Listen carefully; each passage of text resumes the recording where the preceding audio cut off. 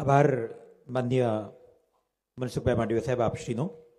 હવે પછીના ક્રમે આજના કાર્યક્રમમાં આપણા સૌની વચ્ચે પ્રદેશ ભાજપના માન્ય અધ્યક્ષ શ્રી જગદીશભાઈ વિશ્વકર્માજી ઉપસ્થિત છે, ત્યારે આપને વિનંતી કરીએ આપના કરકમલોથી ભાવનગર બ્લડ બેંકને જે નવી મોબાઈલ વાન છે તેની ચાવી એ આપ અર્પણ કરશો.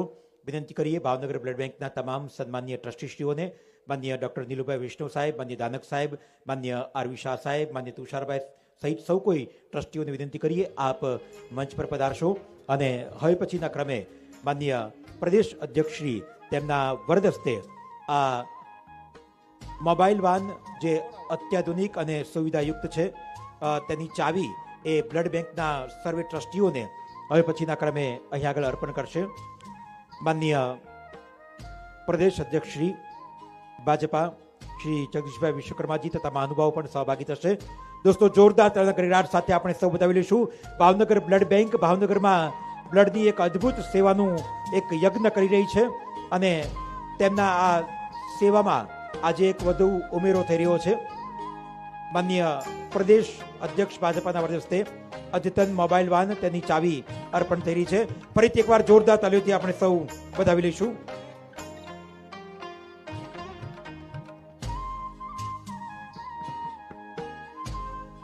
આભાર આપ સર્વેનો. વિનંતી કરીએ આપ સર્વેને આપનું સ્થાન ગ્રહણ કરવા માટે. અને આજના અવસરે સર્વે ટ્રસ્ટીગણ માન્ય જીતુભાઈ સાથે પણ આ ક્ષણને યાદગાર બનાવશે. ભાવનગર બ્લડ બેંક ડૉક્ટર નીલુભાઈ વૈષ્ણવથી લઈને તમામ અનુભવ માન્ય આરવી શાહ સાહેબ, માન્ય દાનક સાહેબ, માન્ય તુષારભાઈ સૌ કોઈ ભાવનગર બ્લડ બેંકની ઉન્નતિ માટે સતત દિવસ રાત કાર્ય કરી રહ્યા છે અને આજે તેમની એક સુવિધામાં વધારો થયો છે. તેમનું પણ અધકેરું અભિવાદન બ્લડ બેંક દ્વારા અહીં આગળ સંપન્ન થયું. અને હવે પછીના ક્રમે વિનંતી કરીએ પ્રદેશ પ્રમુખ બન્યા બાદ જેઓ પ્રથમ વખત ભાવનગરની આ બહાવ ભૂમિ ઉપર આપણા સૌની વચ્ચે અહીંયા આગળ પધાર્યા છે અને આપણને સૌને અહીંયા આગળ માર્ગદર્શન કરવા માટે વિનંતી કરીએ. જોરદાર તાલીઓથી આવકારીએ ગુજરાત પ્રદેશ ભાજપાના માન્ય અધ્યક્ષ શ્રી જગદીશભાઈ વિશ્વકર્માજી.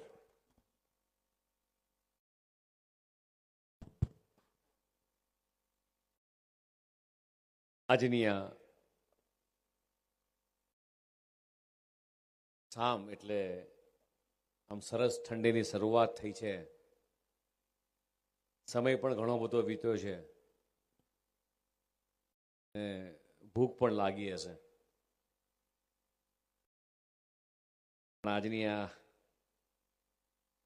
ખાસ વિશેષ દિવસે ભાવનગરની ધરતી પર ભાવનગરની માટીમાં મોટા થયેલા દીકરાનું સન્માન હોય અને આખું ભાવનગર એક ઉમટી પડ્યું હોય. તમામ વેપારી મિત્રો, સામાજિક આગેવાનો, શ્રેષ્ઠીઓ, એમાંય ખાસ મારે મનસુખભાઈને બધાને આવવાનું થયું હોય એટલે આપણને ઉમળકો થાય કે જે માટીમાં નાના મોટા થયા છે, જ્યાં ભણ્યા છીએ, જ્યાં ઘડતર થયું છે, અને કોકના માટે એવું કહેવાય કે પરગજુ વ્યક્તિ, એક એવું વ્યક્તિત્વ કે કોઈ પણ વ્યક્તિને સંકટ સમયમાં એની જોડે પડખે ઊભા રહી અને માત્ર ખભે હાથ દઈને કે તું ચિંતા ના કરતો હું છું, આવું કહેવાવાળા વ્યક્તિનું જ્યારે સન્માન હોય ત્યારે અમને આવવાનું મન થાય. એવા આજના કાર્યક્રમમાં સવિશેષ ઉપસ્થિતિ. એવા જ બીજું વ્યક્તિત્વ એટલે ભાવનગરના પનોતા પુત્ર.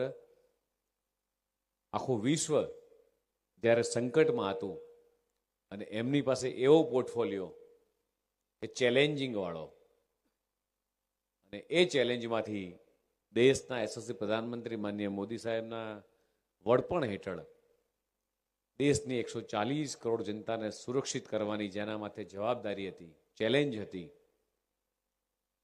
સુપેરે જવાબદારીને આરોગ્ય મંત્રી તરીકે પાર પાડી એવા કેન્દ્રીય મંત્રી માન્ય શ્રી મનસુખભાઈ માંડવિયાજી, એવા જ આ જ વિસ્તારનું નેતૃત્વ કરતા સાંસદ સભ્ય શ્રી નીમુબેન બાભણિયા, એવા જ પ્રભારી મંત્રી કૌશિકભાઈ વેકરિયા, સંસદ સભ્ય શ્રી ભરતભાઈ, શ્રી ભરતભાઈ બારડ, સેજલબેન, કુમારભાઈ, દિગ્વિજયસિંહ, કલેક્ટરશ્રી, એસપીશ્રી, પ્રભારી શ્રી ચંદ્રશેખરભાઈ, ધવલભાઈ, રાજુભાઈ, મોનાબેન અને ખાસ વિશેષ ઉપસ્થિતિ એવા મંજુલબા અને જીતુભાઈનો પરિવાર અને ભાવનગરના સૌ અગ્રગણ્ય ઉદ્યોગપતિઓ, વેપારી, મહાજન, સામાજિક સંસ્થાઓ સૌનું આજના દિવસે સ્વાગત કરું છું. મનોમન એવું થતું હતું કે અમિતભાઈ સાહેબનો કાર્યક્રમ પત્યો એટલે જવા મળે તો સારું એમ, પણ જીતુભાઈનો આગ્રહ અને મારો ને જીતુભાઈનો એક પાછો એક મિત્ર ભાવ તરીકેનો નાતો રહ્યો છે એટલે હકથી કહી શકે. જ્યારે હું શહેરનો અધ્યક્ષ હતો ત્યારે પ્રદેશના અધ્યક્ષ હતા અને આજે જોગાનું જોગ મારી પાસે જે ડિપાર્ટમેન્ટ હતા એ ડિપાર્ટમેન્ટ એ સંભાળી રહ્યા છે, એમની પાસે જે ડિપાર્ટમેન્ટ હતું એ ડિપાર્ટમેન્ટ હું સંભાળી રહ્યો છું. એટલે એમનો હક બનતો હતો કે ના અધ્યક્ષ રોકાઈ જવાનું છે. પણ મને એવું લાગ્યું કદાચ ના આવ્યો તો ભાવનગરના મહાજનોને, આ સામાજિક શ્રેષ્ઠીઓને મળવાનો કદાચ મને મોકો ના મળ્યો હોત. સ્વાભાવિક છે આપણામાંનું કોઈ વ્યક્તિત્વ એક કોઈ ઉચ્ચ જગ્યાએ પહોંચે એટલે આપણને બધાને એક આનંદ થાય કે લાવો એનું સ્વાગત કરીએ. અને આ સ્વાગત એટલા માટે નથી ગોઠવતા કે આપણને કંઈક કામ લાગશે, પણ એની અંદર એક ભાવના, લાગણી, પ્રેમ છુપાયેલો હોય છે કે આપણામાંનું વ્યક્તિત્વ એ ગાંધીનગરની અંદર 6.5 કરોડ જનતાનું ભલું કરવા ગયા છે, તો આપણે એમનો હોંસલો વધારીએ ને એટલા માટે આજે આખું ભાવનગર સ્વાગત માટે ઉમટી પડ્યું છે. મિત્રો, પણ તમે એક એવા વ્યક્તિત્વનું સ્વાગત કરવા જઈ રહ્યા છો જેને મેં સંઘર્ષના સમયમાં પણ નજીકથી જોયા છે. પછી એ સરકાર સામેનો સંઘર્ષ હોય, સંગઠન સામેનો સંઘર્ષ હોય, પણ એની અંદર જે કુશળતા છે અને લોકોને કન્વિન્સ કરવાનો જે પાવર જે છે, બધી જ આખો સંગમ એ માન્ય જીતુભાઈની અંદર છે અને અમે જોયેલો છે. એટલે રાષ્ટ્રીય નેતૃત્વએ, દેશના યશસ્વી પ્રધાનમંત્રી માન્ય મોદી સાહેબે, માન્ય અમિતભાઈ શાહ સાહેબે, નડ્ડાજીએ, માન્ય મુખ્યમંત્રી શ્રી ભૂપેન્દ્રભાઈ પટેલે જે વ્યક્તિત્વને જવાબદારી સોંપી છે, યોગ્ય હાથોમાં જવાબદારી સોંપી છે, હું ચોક્કસ કહીશ.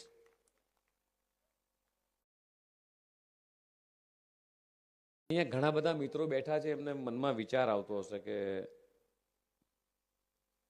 છેલ્લા 25, 30 વર્ષથી ભારતીય જનતા પાર્ટીની સરકાર છે. ગમે તેવા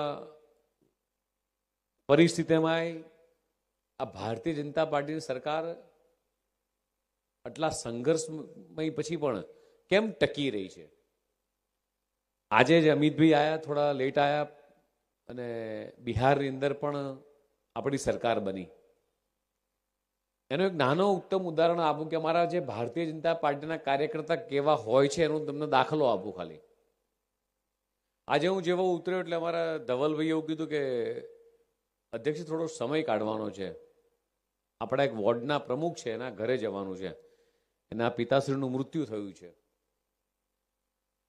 એટલે હું, ધવલભાઈ બધા એમના ઘરે જવા માટે નીકળ્યા.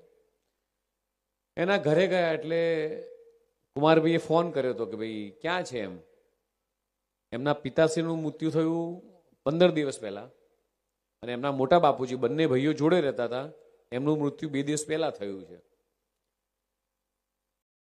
એટલે કે બસ ભરાવું છું એમ. એટલે કે જે આજે કાર્યક્રમ હતો એ કાર્યક્રમમાં સંખ્યાની જવાબદારી હતી એમના જે મહોલ્લાની, એ મહોલ્લામાંથી કાર્યકર્તાની બસ ભરાવાની સંખ્યાની ચિંતા કરતા હતા. હું એમના ઘરે ગયો એટલે કુમારભાઈએ એવું કીધું કે તમે ઘરે પહોંચો, પ્રદેશ અધ્યક્ષ તમારે ત્યાં આવે છે. તમે ખાલી પરિકલ્પના કરો કે ભારતીય જનતા પાર્ટીનો કમિટેડ કાર્યકર્તા કેવો છે કે એના ઘરે 2 મૃત્યુ પામ્યા છે, 2 પરિવારના વડીલો મૃત્યુ પામ્યા છે, અને છતાંય દેશના યશસ્વી ગૃહમંત્રી અને સહકારતા મંત્રી આવે છે, મારા પ્રદેશ અધ્યક્ષ આવે છે, અને એટલા માટે મારી જવાબદારીના ભાગરૂપે મારે મારું કામ કરવાનું છે. આ ભાવ સાથે સમર્પણ સાથે જે કાર્યકર્તા કામ કરતો હોય ને એ પાર્ટી ક્યારેય ક્યાંયથી હારે નહીં મિત્રો. એનું આ તાદસ ઉદાહરણ છે. પિનથી લઈ અને પ્લેન સુધીની તમામે તમામ વસ્તુઓ આપણે વિચારતા હતા કે ભારતમાં ક્યારે પ્લેન બની જ ના શકે. બોલપેનની આગળ જે રોલર લાગે ને એ આપણે ઇમ્પોર્ટ કરતા હતા, ટાંકણી ઇમ્પોર્ટ કરતા હતા. એક સમય એવો હતો. અને આજે પરિસ્થિતિ બદલાણી છે. દેશના યશસ્વી પ્રધાનમંત્રી માનનીય મોદી સાહેબની અધ્યક્ષતાની અંદર જ્યારે વાઇબ્રન્ટની શરૂઆત થઈ અને ત્યારે કદાચ કોઈને કલ્પના નહીં હોય કે આ વાઇબ્રન્ટ આટલો મોટો બદલાવ લાવી શકશે. ધોલેરાનો જે જીતુભાઈએ વાત કરી, 950 સ્ક્વેર કિલોમીટરનો ધોલેરા વિસ્તાર છે. અત્યારે 3.5 લાખ કરોડ લાખનું ઇન્વેસ્ટમેન્ટ હશે, પણ આવનારા દિવસોમાં કદાચ બીજા અન્ય કન્ટ્રીને હંફાવી શકે એટલી મોટી તાકાત એ ગુજરાતમાં ઊભી થવા જઈ રહી છે. અને પિનથી લઈને પ્લેન સુધીની તમામે તમામ વસ્તુઓ આજે ગુજરાતની અંદર બની રહી છે મિત્રો. એનો આપણને પ્રાઉડ છે.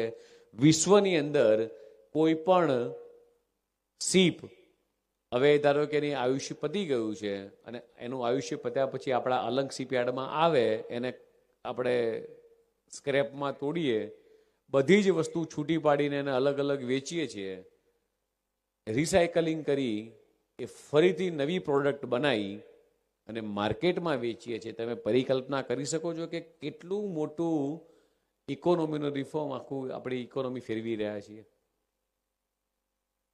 એક સેકન્ડ માટે પણ વિચાર કરો કે જ્યારે દેશના યશસ્વી પ્રધાનમંત્રી માનનીય મોદી સાહેબ વડાપ્રધાન બન્યા ત્યારે 11મા ક્રમે આપણી ઇકોનોમીમાં આપણો દેશ હતો.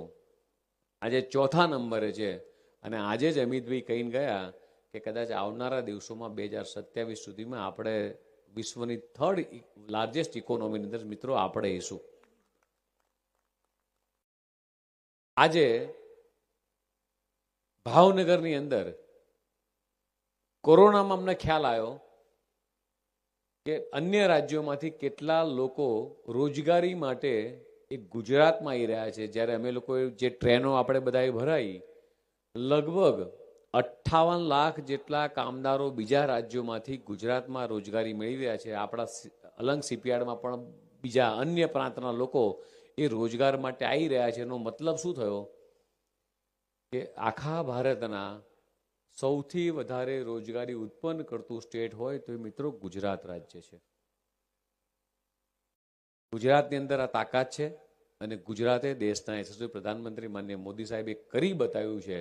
પણ મારી સામે બેઠેલા વેપારીઓની અંદર એમની હિંમત, એમની દીર્ઘદ્રષ્ટિ, એમનું વિઝન આ બધું કરી શકવા માટે સક્ષમ છે. એટલે મિત્રો અમને બધાને પણ તમારા બધા ઉપર પ્રાઉડ છે. Gujarati can do anything, Gujarati can and Gujarati will. આ શબ્દને સાચા અર્થમાં તમે લોકોએ સાક્ષાત કર્યો છે મિત્રો. સમયની મર્યાદા છે, સમય ઘણો બધો વિચ્યો છે. જીતુભાઈનું પણ સન્માન કરવાનું બાકી છે હજી, અને મારે ને માન્ય મનસુખભાઈને પણ હજી અમદાવાદ જવું છે. પણ ફરીથી એવું કહીશ કે ભાવનગર મહાજન તમામ સંસ્થાઓ, NGO 1982થી બનેલી આપણી આ બ્લડ બેંક, એમાં પણ એક સરસ આજે એક યશ કલગી પીછું ઉમેરાયું છે. એવી આજે એક સરસ બ્લડ ડોનેશન વાન પણ એ જીતુભાઈને બધા મહાજનના સહયોગથી આજે ભાવનગરને ભેટ આપી છે. આ જ પ્રકારના સેવાકીય પ્રવૃત્તિના કારણે આપણું ગુજરાત બધી જ જગ્યાએ વખણાય છે મિત્રો. દેશના યશસ્વી પ્રધાનમંત્રી એક સંકલ્પ લીધો છે કે આવનારા 2047 સુધીમાં એ વિકસિત ભારત બનાવવું છે અને આત્મનિર્ભર ભારત બનાવવું. પણ મારી સામે બેઠેલા વેપારીઓની અંદર એમની હિંમત, એમની દીર્ઘદ્રષ્ટિ, એમનું વિઝન આ બધું કરી શકવા માટે સક્ષમ છે. એટલે મિત્રો અમને બધાને પણ તમારા બધા ઉપર પ્રાઉડ છે. Gujarati can do anything, Gujarati can and Gujarati will. આ શબ્દને સાચા અર્થમાં તમે લોકોએ સાક્ષાત કર્યો છે મિત્રો. સમયની મર્યાદા છે, સમય ઘણો બધો વિચ્યો છે. જીતુભાઈનું પણ સન્માન કરવાનું બાકી છે હજી, અને મારે ને માન્ય મનસુખભાઈને પણ હજી અમદાવાદ જવું છે. પણ ફરીથી એવું કહીશ કે ભાવનગર મહાજન તમામ સંસ્થાઓ NGO 1982થી બનેલી આપણી આ બ્લડ બેંક એમાં પણ એક સરસ આજે એક યશ કલગી પીછું ઉમેરાયું છે એવી આજે એક સરસ બ્લડ ડોનેશન વાન પણ એ જીતુભાઈને બધા મહાજનના સહયોગથી આજે ભાવનગરને ભેટ આપી છે. આ જ પ્રકારના સેવાકીય પ્રવૃત્તિના કારણે આપણું ગુજરાત બધી જ જગ્યાએ વખણાય છે. મિત્રો, દેશના યશસ્વી પ્રધાનમંત્રી એક સંકલ્પ લીધો છે કે આવનારા 2047 સુધીમાં એ વિકસિત ભારત બનાવવું છે અને આત્મનિર્ભર ભારત બનાવવું